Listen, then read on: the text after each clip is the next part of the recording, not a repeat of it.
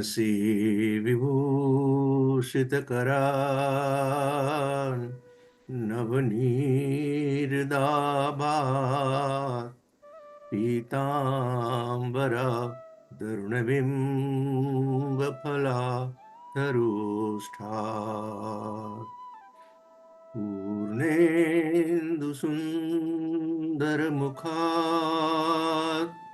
अरविन्दनेत्रात् कृष्णात् परं किमपि तत्त्वमहं न जाने। अज्ञानतिमिरान्धस्य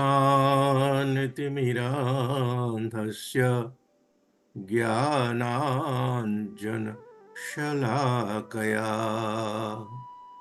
चक्षुरुन्मीलितं येन तस्मै Shri Gurave Namah. Divine souls, Jai Shri Krishna, Jai Gurudev. We are all studying chapter 12 of Bhagavad Gita and trying to understand Arjuna's question and reply by Bhagavan. In mantra 1, Arjuna has put a question before Bhagavan. He says, "O Lord, please tell me of the two groups of devotees, who is the best knower of yoga? Yoga Vittamaha. Who is best versed in yoga?" Two groups? Yes, one group is those who ever steadfast meditate on you, the manifest, you, your form. They worship you in your form, in the form which you manifest. And there is another group of devotees who meditate on the unmanifest, the formless, the imperishable, one which is not normally or usually perceived, that is insighted, as against the other which is sighted. You can behold on you, see you in person, and the other, they may be contemplating, they may be thinking about. Which of the two groups, which of the two categories of bhakta is more dear to you? Bhagavan immediately replies in the mantra 2, he says, the one who meditates on me in my form is the most perfect yogi according to me. But what about those meditating on the unmanifest? Aksharam, Abhyaktam, that is the other side of the coin.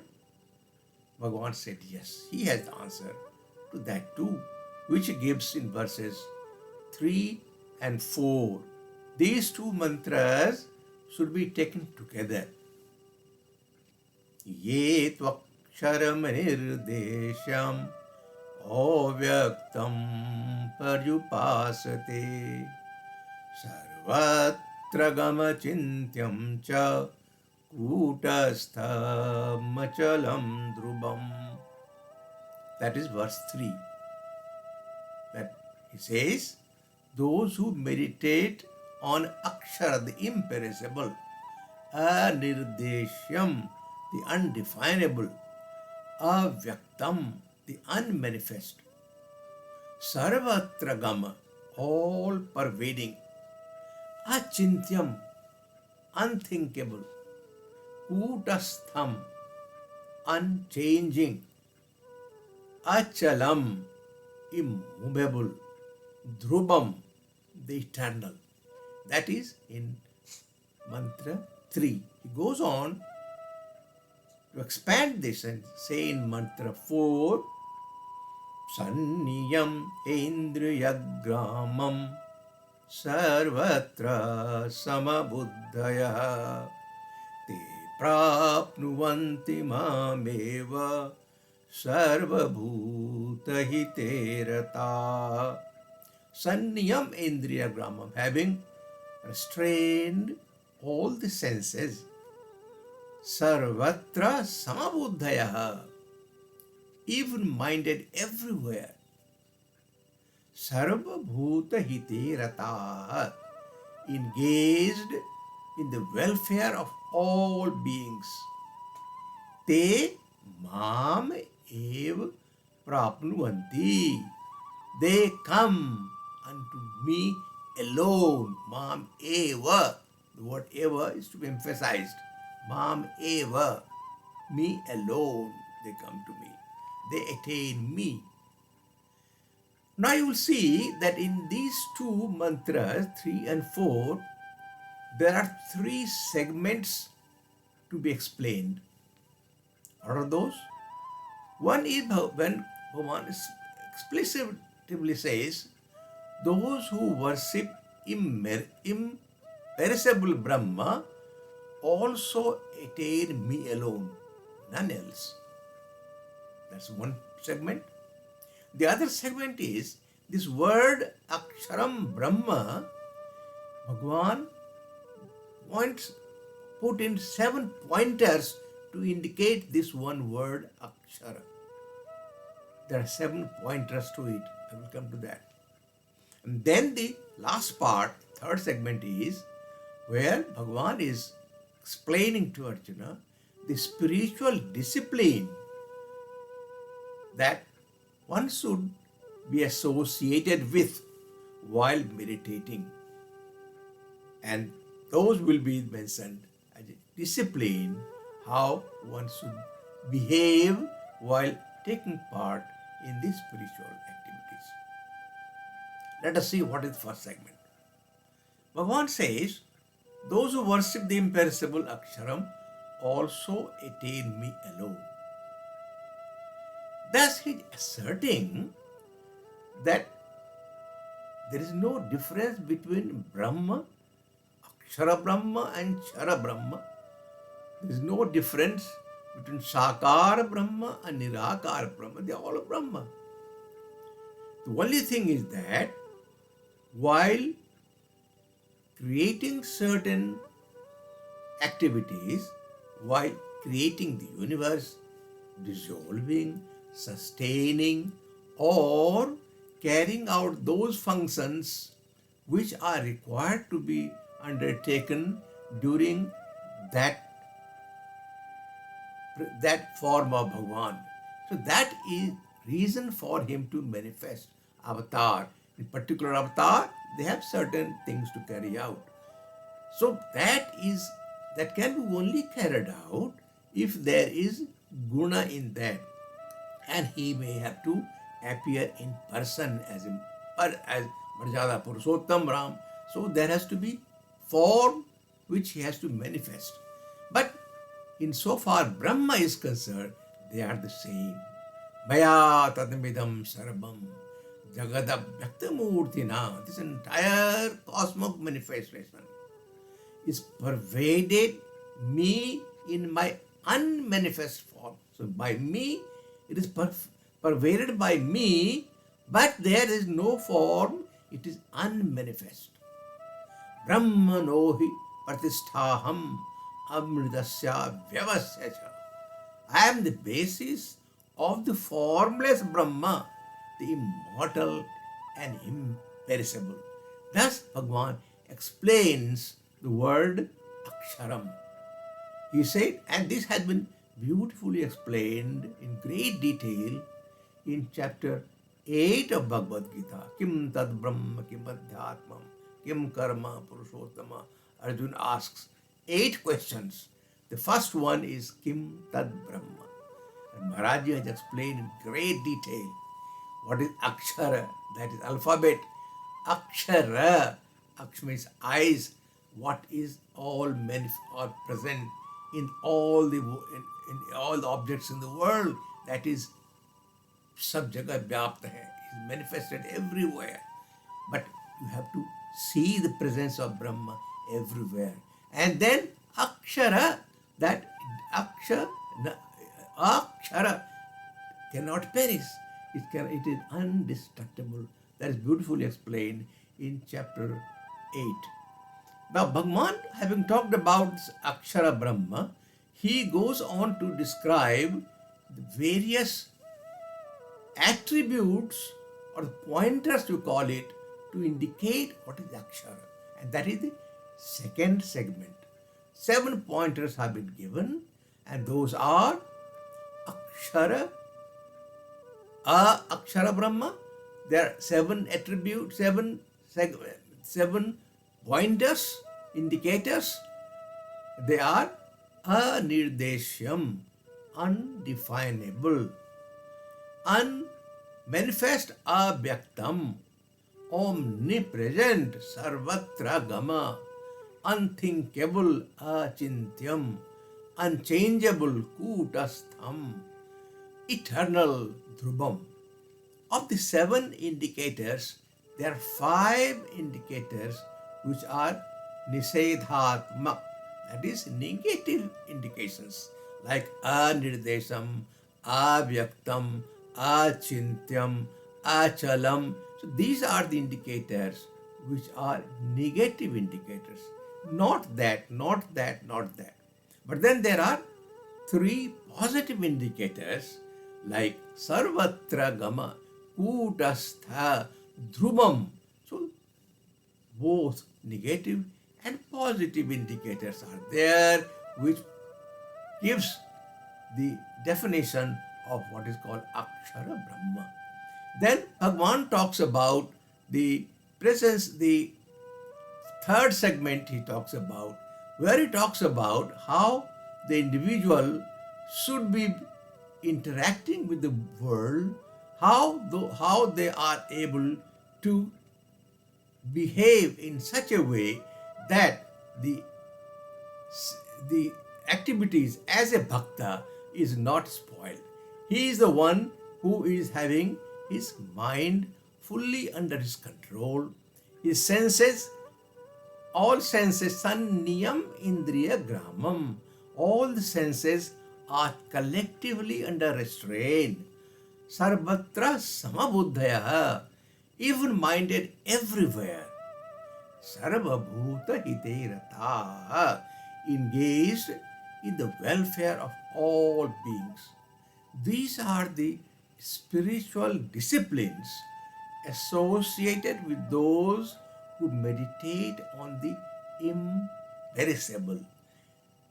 The engagement of those bhakta who are meditating on the imperishable Akshara Brahma, they should maintain a perfect spiritual discipline to be able to progress further in the path of spirituality. We will explain further, and that is given in the slide next. All these things you are not able to make use of if you want to understand, to have perception of Bhagavan. So it is avyaktam, cannot be realized through your senses and mind. Bhagavan then about Indriya also, there is a, I am quoting Bhakti Ras Amrita Sindhu, where it is clearly mentioned in one sentence, Sri Krishna Madina Bhaved Grahyam Indriye. Sri Krishna name and everything not graspable by the senses. Bhagavan also talked about in verse 4 of chapter 9, Maya tatamidam sarabam jagada vyaktamurtina Maya tatamidam sarabam jagad avyakta murtina. They are my entire cosmic manifestation cannot be perceived through the, which is avyakta, it is unmanifest, cannot be felt. But they exist, not that they do not, they all exist, they have the power, and it has been shown the manifestations are, the entire cosmic manifestation exist, and exists because of him. It is he from whom everything comes into existence. So the existence entirely depend upon the intrinsic values which come from Bhagwan. You can see the examples are very clearly given. When you look at the wood, which is wet. Now, a wet wood, do you think there is fire in that? Look from outside, say, well, there's no fire here.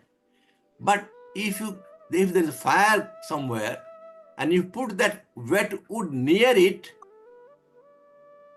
once it goes near it, what will happen? Gradually, that wetness, which is impurity of the mind, that wetness in the wood will be gradually evaporate. And once that happens, then that wood catches fire. So the fire is present in the wood, but that fire is not manifest, abhyakta. It is not seen there, but it can be seen. The intrinsic property of fire exists in that piece of wood. So does butter exist in milk. You don't see it, but there is process involved, make it curd and then whip, it come. वह नवनीत कहाँ जाता है, रह जाता है, केवल तक्र घूम रहा है, कैसा चक्र. सूरदास जी कहते हैं वह नवनीत कहाँ जाता है. So Navneet is present in the milk, but it is avyakta. You are not able to see it. So is essence in flower. You can smell it, but you are smelling the flower, but in the flower, when you see, that is not. That is called aparoksha anubhuti. I will not expand on that. It is a beautiful concept of aparoksha anubhuti. When there will be time later on, maybe I will discuss on that. Let us go to other pointers. There is another pointer is sarvatra gama. There is no place where Bhagwan is not. He is omnipresent, all pervading, exists within and outside all objects. Hari vyapak sarvatra samana, premita prakriti mein jana. मानस में तुलसीदास जी कहते हैं हरि व्यापक सर्वत्र समाना. It is question of once you have prem, then he will pragat before you. So he is present, but he is existing everywhere, but is avyakta, not present. That's what we are talking about. Akshara Brahma, all the attributes are there. Isha vasamidam yat kinchit jagatyam jagat. This is Isha Upanishad, first mantra. God is present everywhere in the world. Eko devah sarvabhutesu gudha sarvavyapi Shweta श्वेतरोपनिषद. एक ही परमेश्वर है जो संसार में सब जगह व्याप्त है. भगवान talks about in verse 24 chapter 2 नित्यः सर्वगतम स्थानु अचलोयम सनातनः, is everlasting, present in all places, unalterable, immutable, primordial. Let us come to other. Achintyam, beyond comprehension. This is, since it is subject, it is not an object.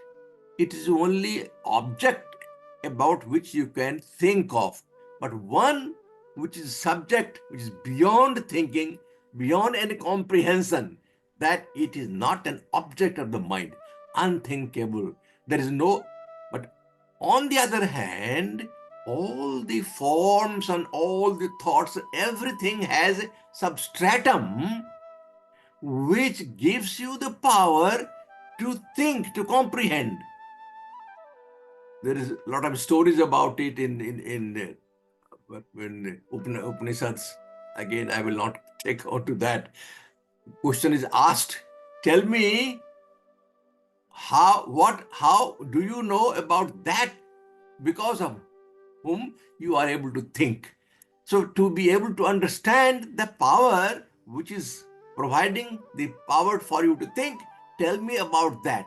And that is what achintyojam. You cannot comprehend about it. It is not a subject to be thought of. It is a subject which is not thinkable. It is beyond all times of. But he is substratum of all thoughts. Every thought emerges from there, but you are not able to see that. Achaloyam, non-moving. Now this is talking about with relation to time. That time, this is anatma, this is beyond time. Everything that moves, it is not that which moves with time. But what moves with time? That is anatma we talked about earlier. It is anatma which is destructible, which is all the time going towards death, is starting from beginning to end. This has got 6 modifications. Those who want to know this, most of you will know that there are 6 modifications that takes place for anything which is destructible, which is anatma. There is what is called asti. That is, time comes into existence. A fetus in the womb of the mother, it comes into existence. That is asti. Then there is jayate. It gets born. Once comes into the world, you can see him. See, that is jayate. Then vardhate. It grows. When it grows, then viparnate. It changes. It goes through changes. A lot of things. Hand becomes big, leg becomes big, head becomes big. The viparnate. Then it starts apakshayate. Then it declines. And ultimately, it perishes. It vinashyate. But Brahma, Purnamadaha, Purnamidam, Purnat Punyamaduchate, Purnasya, Purnamadaya, Purnameva Vasishyate. Whether it creates, whether it brings forth, or whether it absorbs, it remains the same. This is Purna, that is Purna, and everything, even if something comes out of it, still remains Purna, and something is destroyed, again it remains Purna. And that is unperishable, that is Atma. That as against Anatma, with time, it undergoes modification and changes. And that is what means by here, achalam. This is achalam, rest is chalam. Kutastha, this is a very interesting word. This kutastha, there is word kut. Now, kut has 4 meanings. The common meaning, which is we all know, is anvil. That is a piece of iron, solid iron, on which the blacksmith, he heats up the iron, puts there on, and he hammers. The shape changes, but the anvil does not change. Even though the iron is with iron is hit, but that piece of iron which is below, it doesn't change. So that is anvil. And often this is quoted, Kutastha machalam kutastha machalam drubam. So this is kuta. But other important meaning here is maya, illusion. Maya. Maya. That is not. When we say maya, that means that is not. It appearing as if it is one, but it is different. That is the maya, illusion. We are talking about rope and snake. The snake on the rope is maya, illusion. So is the post, ghost on the post, water on mirage. All these are illusions. That illusion are deception in appearance. That's called kuta rupam. Kuta rupam is deceptive in appearance. Kuta saksham is false evidence. So the kuta is used as false, erroneous illusion, and that is not. It is kuta astham. I will come to that. Astham, why astham means. Kuta also means vibration, spandan. That is chidavirasa, the play of consciousness. The consciousness plays in the minds of the individual, and thoughts or vrittis come out of that. We have talked about that at once long time back. There is a play of consciousness, chidabilasa, which gives vibration, and that vibration leads to the creation of thoughts or vritti in our mind, and we get involved in sansara. If we are control that, then you will one with Brahma. Another word, another meaning of heap is that heap of things, dher, which is more. But what is subskutastham is to be understood. What is tham? Is the substratum in all of them. There has to be something solid which doesn't change, which remains steady, come what may. You can keep on hammering things, but that anvil will not change. The Maya, the substratum is there. There has to be a rope for the snake to appear. There has to be a post for the ghost to appear. There has to be mirage for the deception of water. So that which is constant, that is substratum, is kutastham, and that is Brahma. Rest is anatma. That is atma and that is anatma. Then Bhagavan talks about dhrubam, that is eternal, firmly established. Jatasya dhruvo mrityu. It is established that that will happen. So that is dhrubam. Those are the 7 pointers which indicate to show the differentiation between one which is Atma, which is Brahma, and Akshara Brahma, and that is different from what everything else. So through these pointers, Bhagavan has tried to explain and differentiate and let Arjuna understand that you are talking about that Akshara Brahma. You understand it is not only Akshar, but also all those points we have mentioned, we have discussed so far. Now, in the third segment, Bhagavan talks about the spiritual discipline which must be associated with with those who meditate on imperishable. You see, Bhagavan is trying to make a distinction again between those who are worshipping Bhagavan in this Sakar Rupa and this Nirakar Nirgun Brahma.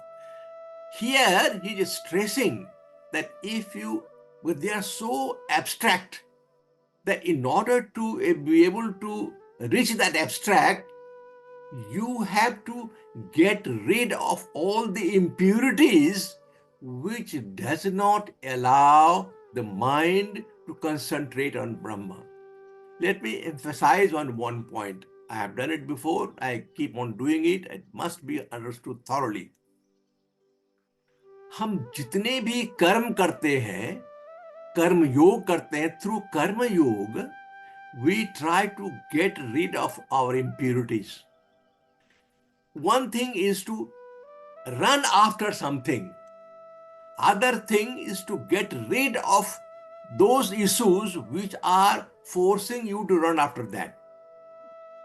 In case of Brahma, we are all Brahma. We are all supreme. We are all those qualities which Atma has been Atma. Aham Brahmasmi. That concept of Aham Brahmasmi, one is not able to realize simply because there are other factors which distract you from it. If you get rid of all those factors which are not allowing you to reach Him, then only you will reach Him. So you have to get rid of all those impurities. And that Bhagavan is talking about. Through these 3 points here he says, Sanniyam Indriya Gramam. He's talking about collective restraint of all senses. You must be able to have full control over senses. If you want to go towards Akshara Brahma, you must have full control over senses.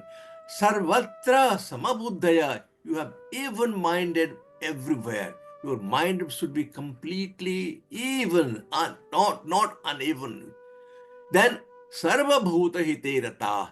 If you are engaging into the world, then you are using your body for the welfare of the mankind. So see that मन बुद्धि और चित्त और अहंकार इन सबों को संसार इन सबों को अपने कंट्रोल में, you have to put that under your control. Some equanimity of mind, your body, sense, and mind must be all directed to the fact to run away from sansara and get pointed towards Brahma. I think my time is over. Jai Sri Krishna, Jai Gurudev.